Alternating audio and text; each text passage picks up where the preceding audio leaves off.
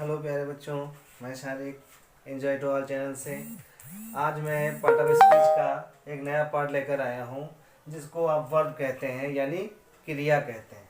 आप देख सकते हैं आपके बोर्ड पर सामने आपके क्रिया यानी वर्ब दिया हुआ है और इसकी डिफिनेशन भी लिखी हुई है और इसके काइंड्स ऑफ यानी इसके जो काइंड्स हैं इसके प्रकार भी यहाँ के ऊपर दिए गए हैं। तो प्यारे बच्चों ध्यान दीजिएगा इस बात पर कि किस तरीके से मैं आपको इसमें बताने वाला हूँ। तो प्यारे बच्चों ध्यान दीजिएगा, वर्ब क्या है, वर्ब यानी क्रिया क्या है, इसको हम कैसे समझते हैं इस तरीके से समझने की कोशिश करते हैं। अ वर्ड और group of words. A word माने जो एक ऐसे शब्द, ऑफ ग्रुप माने जो समूह है, ऑफ वर्ड माने शब्दों के, दैट माने कि is used to indicate that something happens or exists. For example, happen, be, do. A word or group of words that is used to indicate used to indicate used to indicate used to indicate that something happen or exists. For example, happen, be, do. एक बार और समझ लेते हैं। A word or group of words that is used to indicate that something happens or exists. For example, happen, be, do ये example के रूप में आपके दिए हुए हैं। यहाँ पे आपके वर्ब के काइंड दिए हुए हैं। वर्ब में क्या दिए हैं? काइंड यानी उसके प्रकार दिए हुए हैं। वर्ब के प्रकार आपके हैं दो, यहाँ पे मैंने दे रखे हैं। देखिए सबसे पहले वर्ब को समझते क्या होता क्या। देखिए वर्ब वो होती है जिसमें आपकी शरीर का कोई भी पार्ट क्या करे मूव करता है। जैसे मैं बोर्ड पर मार्क करने लिख रहा हूँ, मार्कर से लिख रहा हूँ। जब राइट करने की बात आ रही है तो ये वर्ब में हो जाता है। जब राइट करने की बात आए तो क्या होता है, ये वर्ब हो जाता है। तो ये है क्या प्यारे बच्चों, इसको हम वर्ब कहेंगे। लिखना, पढ़ना, चलना फिरना और दौड़ना, सोना, खाना, नहाना, ये सब क्या है, वर्ब हो जाता है। वर्ब बेटो जो है दोस्तों दो प्रकार के यहाँ पे दिया हुआ है। वर्ब दो है, पहला ट्रांसिटिव वर्ब है और दूसरा इंट्रांसिटिव वर्ब है। सो कहते हैं सकर्मक क्रिया ट्रांसिटिव वर्ब को और इन ट्रांसिटिव वर्ब को कहते हैं अकर्मक क्रिया। देखिए ट्रांसिटिव वर्ब होता क्या है। ट्रांसिटिव सकर्म, सा माने सहित, कर्म माने कर्म माने होता है ऑब्जेक्ट। कर्म माने क्या होता है, ऑब्जेक्ट होता है। ऑब्जेक्ट को कहते हैं कर्म कहते हैं, ऑब्जेक्ट को कहते हैं कर्म। देखिए एक सेंटेंस में कई चीजें होती हैं, देखिए हम बताते हैं आपको। जैसे यहाँ पे दिया हुआ है राम वेंट टू मार्केट, ये सेंटेंस आपका दिया हुआ है। राम, राम आपका सब्जेक्ट हो गया, राम क्या हो गया, सब्जेक्ट हो गया है।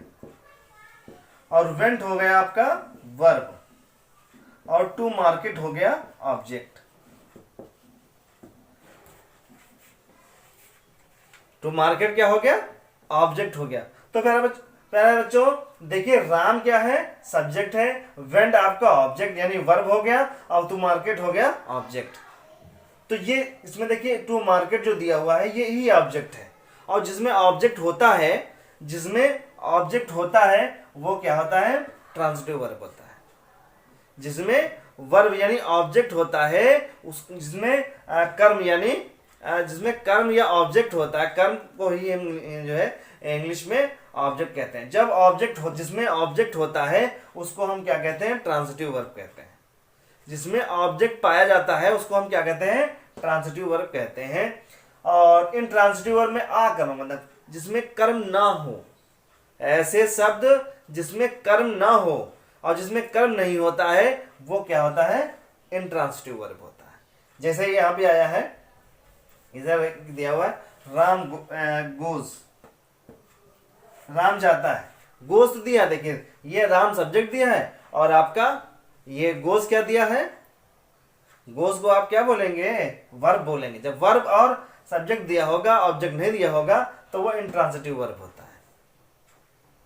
तो बच्चों ध्यान दीजिए एक बार फिर से, वर्ब की जिसको जिसमें हम हमारी बॉडी का कोई भी पार्ट क्या करता है, मूव करता है, यानी हिलता डुलता चलता फिरता खाना पीना जो कुछ भी आता है, जिसमें हमारा हाथ यहाँ से हाथ उठता है, लिखता या दिखा जाता है, या जो है चला जाता है, जो भी होता है वो उसमें वर्ब होता है, जिसमें हमारा शरीर का कोई पार्ट मूव करे यानी हिले।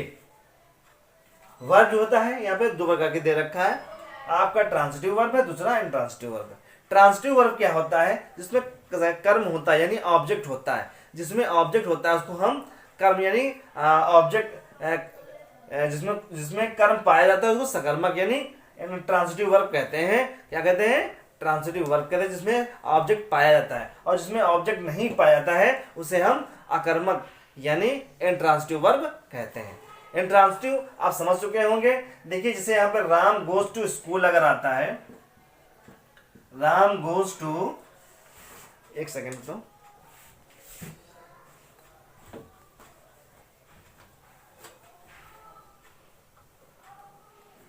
जैसे दिया है राम गोज टू स्कूल, ये आपका इसमें देखिए टू स्कूल लग चुका है, और जब टू स्कूल लगेगा तो ये हो गया आपका सकर्मक हो गया। क्या हो गया, सकर्मक। अगर हम इस स्कूल को नहीं लगाते हैं, अगर ये स्कूल नहीं होता है तो ये अकर्मक क्रिया हो, यानी क्या हो गया, इंट्रांसिटिव वर्ब हो गया।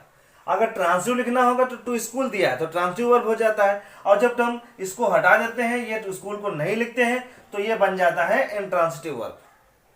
तो प्यारे बच्चों समझ गए ना, ट्रांसिटिव वर्ब कौन सा है, जिसमें कर्म पाया जाता है वो ट्रांसिटिव वर्ब होता है, और इंट्रांसिटिव वर्ब क्या होता है, जिसमें कर्म नहीं होता है, जिसमें कर्म नहीं होता है उसको हम क्या कहेंगे, इंट्रांसिटिव वर्ब। तो बच्चों मेरे चैनल एंजॉय टू ऑल को सब्सक्राइब करें, कमेंट करें और शेयर भी करें, और जो बेल है उसको भी दबा दें, ताकि मैं कोई नई वीडियो जब भी डालूं तो आपके पर उसकी नोटिफिकेशन पहुंच जाए। धन्यवाद मेरे बच्चों।